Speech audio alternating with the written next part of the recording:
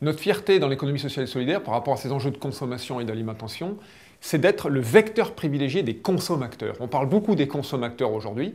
Ça veut dire que c'est des citoyens qui considèrent que l'économie doit être prise en main par les citoyens et qu'on peut trouver des solutions concrètes via des initiatives locales à ces enjeux de consommation et d'alimentation.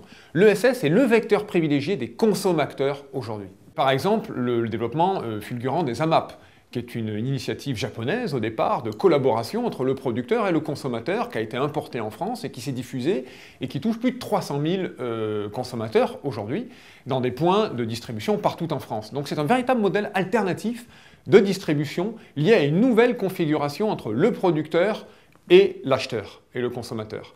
Un autre exemple peut être donné dans la consommation par rapport aux notions de recyclage. Plutôt que de racheter sans cesse des produits dont l'obsolescence est programmée, les consommateurs se disent « je vais essayer par exemple de trouver les moyens de réparer mon vélo dans des ateliers participatifs par exemple de réparation, dans lesquels je vais donner une deuxième vie aux objets. C'est valable aussi pour l'électroménager et d'autres biens manufacturés. On redonne une deuxième vie, donc on crée un cycle de vie du produit qui est prolongé. C'est cette vision du cycle de vie qui crée la différence avec l'économie capitaliste de l'hyperconsommation.